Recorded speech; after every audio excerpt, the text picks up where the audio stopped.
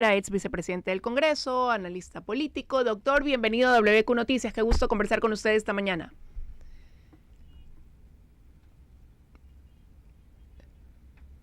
Mm,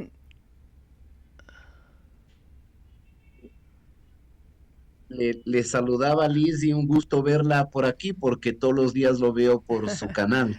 Ay, gracias. No, el gusto es mío de poder conversar con usted para analizar lo que está pasando en el Ecuador. Quiero empezar por ahí, doctor, preguntarle para usted lo que se ha venido revelando por parte de la fiscal a través de primero el caso Metástasis con el que cerramos el 2023 y ahora con el caso Purga con el que arranca este 2024. ¿En qué situación o en qué contexto pone al país?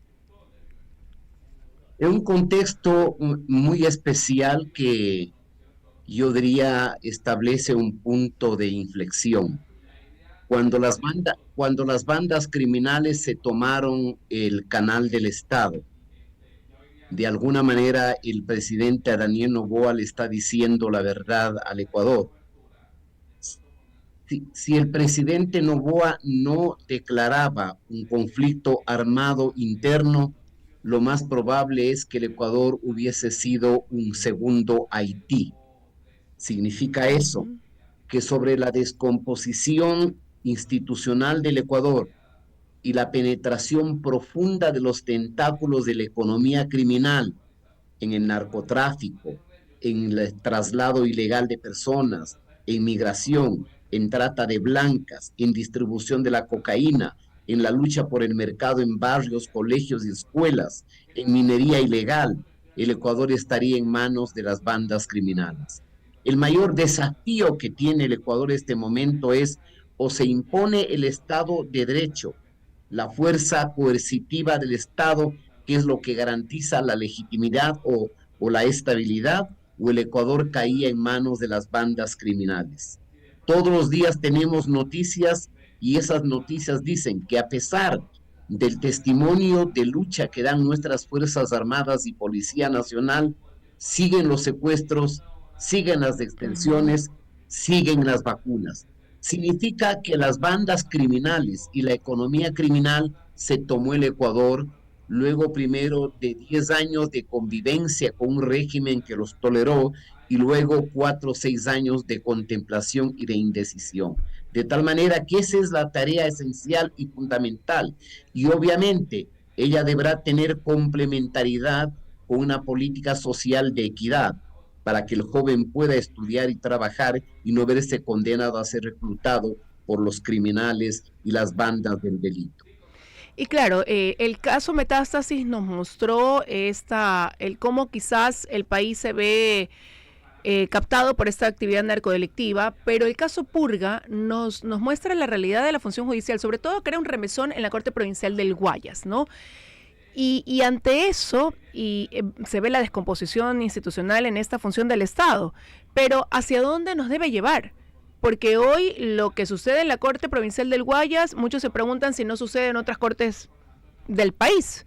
Si esto quizás puede ser el inicio. Entonces, ¿hacia dónde nos debe llevar para que se recupere la confianza en la función judicial? Se supone, Liz, que un elemento esencial de los sistemas republicanos en el marco de la división de poderes que lo ideó John Locke y Montesquieu en la etapa medieval y en el advenimiento de la democracia liberal en el mundo europeo, la justicia tiene que ser independiente, es decir, distante y ajena tanto del poder ejecutivo cuanto del poder político. Pero en el Ecuador, la justicia se ha vuelto un brazo, diríamos, un brazo de los poderes locales, de los caudillos, de los líderes, de los partidos y de las bandas criminales. Creo que la develación de Metástasis y de la Purga desnuda de cuerpo entero la realidad de descomposición y de putrefacción que ha llegado la sociedad ecuatoriana, donde el juez le importa un bledo la ley, el principio constitucional, sino cuenta para él cuánto dinero hay, en cuántas fiestas de placer puedo estar y cuántos favores debo recibir de los malos, de los bandoleros, de los delincuentes o de los mafiosos. Y en esa red cayeron muchos policías, fiscales, jueces, amigas y muñecas de la mafia en una convivencia total que nos avergüenza. No tenga usted duda que el caso del Guayas no será el único. Se repite en Manabí, basta conversar con gente decente de esa provincia. Se repite en Esmeraldas, también en Los Ríos, quizá probablemente en El Oro, en las provincias costeras, pero no solamente ahí, en provincias amazónicas, donde están cerca de la frontera, donde se desarrolla la minería ilegal, donde están los pasos de la droga para que vayan a los puertos y de los puertos a Estados Unidos y a Europa, de tal manera que la tarea que tiene el Estado democrático por encima es, reitero una vez más, luchar por la opción o de regenerar el sistema democrático, depurándolo y mejorándolo o caer en manos de los bandidos. En cuanto a la reforma judicial va a ser absolutamente importante. No olvide usted que la degradación de esto se inicia cuando el señor Correa, a pretexto de la peleita de gallos, a pretexto de los toritos, a pretexto de los casinos, dijo que va a meter la mano en la justicia. A veces tenemos memoria frágil. Acuérdense de los cuadernos de Pamela, donde le pasaba la lista al señor Yal y al señor Correa diciendo, estos son los jueces confiables, que eran los bandidos y los allegados a él. Y con línea roja, estos son los jueces no confiables, donde sí había gente honorable y gente honesta. No olvide usted que habían jueces que tenían ya sentencias enviadas desde el mismo despacho presidencial para condenar y sentenciar al diario Universo y al comunicador Palacio, que había escrito un artículo por el cual se le reclamó 80 y luego 40 millones de dólares. O a los periodistas autores del Gran Hermano, donde develaban los contratos del que fue beneficiado el hermano mayor del señor Correa, que también fueron enjuiciados. De tal manera que en sociedades sin instituciones, en sociedades desarticuladas o desinstitucionalizadas, la justicia no es justa. La justicia es un brazo, diríamos, poderoso de venganza, de silencio o de paz, o de opacidad o de impunidad de los poderes fácticos y sobre todo de los sectores corruptos y podridos de la sociedad. Pero ahora, doctor, lo que se espera es que una vez que esto ha sido revelado con nombres y apellidos, que hay una mujer valiente como es la fiscal general de la Nación, que ha expuesto todo, se espera que venga el cambio. Y en el corto plazo, ¿qué es lo que debería pasar de la mano de una voluntad política, no? El Consejo de la Judicatura, ¿qué debería hacer? Porque hay un concurso de jueces en camino. Hay que reemplazar a los jueces que hoy ya no están en sus lugares porque están siendo procesados y están en medio de la investigación, ¿no? De este caso Purga. Entonces, ¿cómo lograr atener a los mejores hombres y mujeres? Y que no sean corruptibles en el camino, ¿no? ¿Cómo promover ese cambio? Yo creo que ahí, Liz, va a tener un papel relevante los medios de comunicación, los colegios de profesionales, los líderes de opinión y la ciudadanía para que esté a la alerta. Yo no tengo mucha esperanza de que las sociedades o los problemas de una sociedad cambien del día a otro. No es así. Así como los procesos de descomposición son largos y lentos, los procesos de regeneración y de recomposición de los ordenamientos políticos también son largos y dilatados. Aquí va a necesitarse cierta autenticidad en la Corte Nacional de Justicia, en el Consejo Nacional de la Judicatura, en la Asamblea y en la Presidencia de la República, para que los nombres que se propongan sean nombres de hombres y mujeres de comprobada credibilidad, honradez y probidad moral, que no sean operadores del crimen, que no sean brazos políticos de caudillos que buscan tener contactos en la justicia, jueces de bolsillo para lograr impunidad, que es lo que hoy hemos descubierto. Ya a mediano plazo, quizá cuando tengamos al nuevo presidente que salga de los comicios del 25, haya que imprimir o introducir una reforma judicial profunda, con asesoría quizá de las Naciones Unidas, de la Corte Interamericana de los Derechos Humanos, del Banco Interamericano de Desarrollo y de órganos internacionales que son especializados en este campo.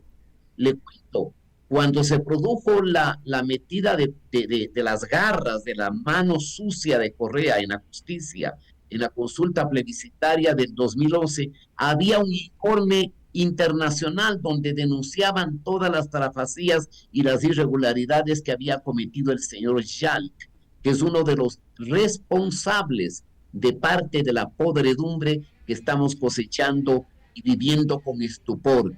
Y hoy lo que toca es darle un respaldo fuerte, vigoroso y decidido a una fiscal valiente, una fiscal que con enorme frontalidad está enfrentando poderes inmensamente peligrosos.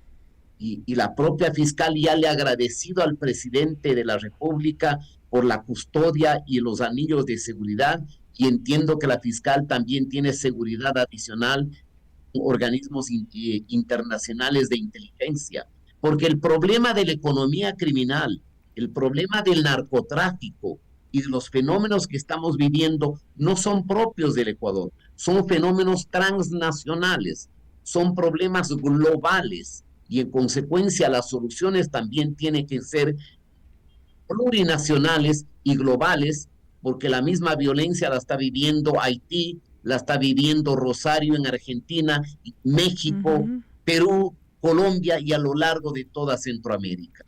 Ahora, doctor, para la fiscal se le brinda esta seguridad dicha por el presidente Noboa, y como usted decía, quizás una seguridad internacional por cómo ella está expuesta, pero ¿qué pasa con lo que ocurre también acá a la interna? Quieren llevar a cabo un juicio político en su contra, no dejar que termine su periodo, porque ella está en funciones hasta el 2025, pero se ha convertido en la piedra en el zapato de algunos. Y pese a que hay alguna bancada, quiere emocionar ese respaldo y en la Asamblea Nacional, pues lo cierto es que no todos parecerían estar de acuerdo. No, pero veo difícil que haya los votos.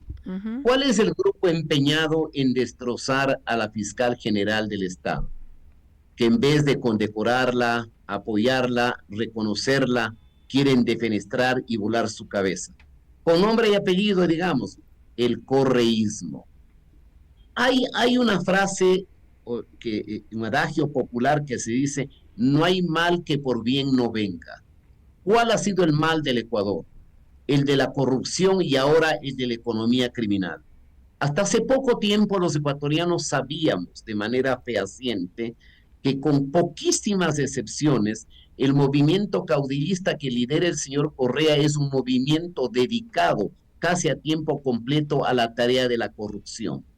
Hoy casi nadie duda de que además de ser un movimiento con antecedentes de corrupción, es un movimiento que tiene nexos, vínculos absolutamente estrechos con las bandas transnacionales del delito. Es decir, no solamente que ahí están una buena cantidad de corruptos, sino también amigos del narcotráfico. Si usted tuviese que hacer un álbum de la fotografía de los criminales más peligrosos del Ecuador, va a encontrar que al lado de esa fotografía luce abrazados o juntos el señor Patiño o el señor Rafael Correa. Esa no es simplemente una coincidencia. Tiene usted los chats del señor Norero, donde dice que daban dinero para malditos, sinvergüenzas, bestias salvajes, como lo decía John Locke en el Medioevo, están al servicio de la ilegalidad y en contra de la ley y del ordenamiento normativo del Estado. De tal manera que el Partido Social Cristiano en este caso ha dicho que no votará por la censura, Construye ha dicho que no votará por la censura, los independientes igual, y yo espero, obviamente, por elemental razonamiento, de que los legisladores del presidente Noboa tampoco le van a hacer el juego al correísmo. Por el contrario, el presidente Noboa, que si bien no es una figura de incontinencia verbal, ¿no es cierto? No es un charlatán, es un hombre de lenguaje controlado, como debe ser un jefe de Estado, le ha dado dos buenos codazos al señor Correa. Primero ridiculizando a este señor que sabe menos que yo, que no sé nada de inglés, y segundo, cuando le presenta una flor a su esposa y le dice, te amo como la refinería de Esmeraldas y ella, de Manabí. Y él le dice, ¿por qué? Por inmensa e invisible. O sea, son críticas inteligentes, mordaces, que muerden y desgarran el gigantesco ego del señor Correa. Y el señor Correa obviamente está en el momento de mayor debilitamiento, porque la prefecta del Guayas ya ha tomado distancias, el alcalde de Guayaquil igualmente, el señor Rabascal igualmente, en su bloque ya hay fisuras, ya no goza de la popularidad que tenía cuando gobernaba el estado de propaganda y de... Claro, pero igual todavía, en teoría, doctor, se mantiene vigente este acuerdo con el que arrancó la gobernabilidad en la Asamblea, ¿no? Entre el Movimiento ADN, el PSC y la bancada correísta, que si bien es cierto, lo han calificado como estar lastimado desde la bancada del correísmo, todavía tiene respiro y oxígeno. Por supuesto, pero el presidente de la República sabe, porque es un hombre muy inteligente, y está rodeado también con un asesor inteligente como Roberto Isurieta, sabe que la credibilidad es algo que se va cultivando con mucho cuidado y esmero, y que esa credibilidad y esa legitimidad puede desmoronarse de un día a otro por los equívocos y por los errores que se puedan cometer. O si no, que le pregunte al señor Lazo. El señor Lazo llegó a tener más del 70% de popularidad, pero no tuvo la intuición, la inteligencia, que en política es el sentido de la oportunidad, y que usted tiene que medir los tiempos para plantear los temas.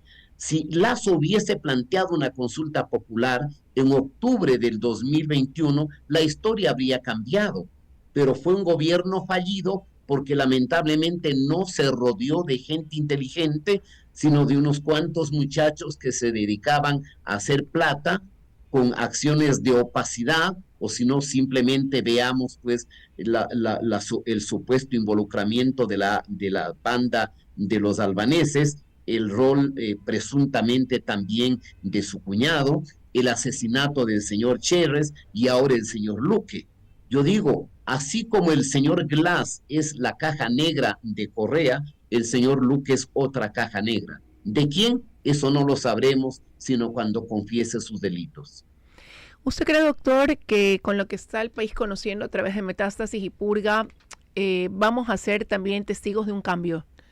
De que esto va a mover todos los cimientos para que haya una depuración en todo donde tenga que darse y que vamos a ir pudiendo salir de esto que nos tiene asombrados, impactados, ver el nivel al que se ha enquistado la actividad del crimen organizado. Yo recuerdo claramente cuántas veces el doctor Francisco Huerta no lo anticipó, que estábamos ya en camino a ser un narcoestado, que ya después pasaban los meses y decía, o los años y decía, ya somos un narcoestado, pero no lo queríamos aceptar o ver. Y hoy eso es lo que se está revelando. Francisco Huerta dijo esa frase hace 14 años. Es decir, el narcotráfico ha avanzado bastante. Mire usted, si los especialistas en el tema dicen que si la economía criminal ecuatoriana puede estar manejando anualmente alrededor de 15,000 millones de dólares, solo imagínese usted 350 o 380 mil ecuatorianos que huyen para ir a Estados Unidos por la selva del Darién, por donde pagan a los coyoteros y a las bandas de narcotráfico 10, 15 y 20 mil dólares por persona. Multiplique eso y le va a salir una cifra superior a los 4 mil millones de dólares. O toda la destrucción de los ríos de la Amazonía en las provincias de Orellana, de Morona Santiago, de Pastaza, de Zamora Chinchipe, de Sucumbíos.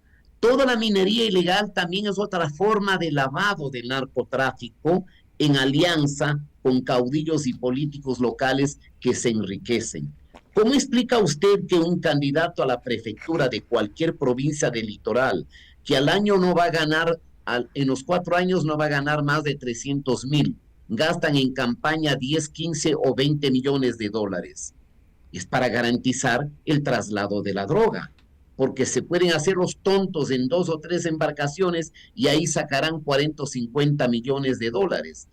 Entonces, me parece que el proceso de regeneración, de recomposición de un sistema putrefacto que produce repugnancia, que es nauseabundo, al que rechazamos muchos ecuatorianos, durará también algún tiempo. La guerra interna contra las bandas y los terroristas no va a ser una guerra de 1 año, de 2 años, será de 5, de 10 o quizá de más años. Y entonces para eso el Ecuador va a necesitar la continuidad de gobiernos democráticos que vayan en el horizonte de la transformación del Estado, porque el caer de nuevo en el populismo autoritario sería fatal para el Ecuador, porque mientras los jóvenes pobres se dedican a servir a las bandas del narcotráfico, los jóvenes talentos de las capas medias que se han formado aquí en universidades europeas o norteamericanas, no tienen otro destino que irse del Ecuador. Entonces, o somos un país vivible, y si no lo somos, pasaremos a ser el Haití número 2 de América Latina. De tal manera, por eso creo yo que en la consulta popular que se avecina para el 21 de abril no hay otra opción.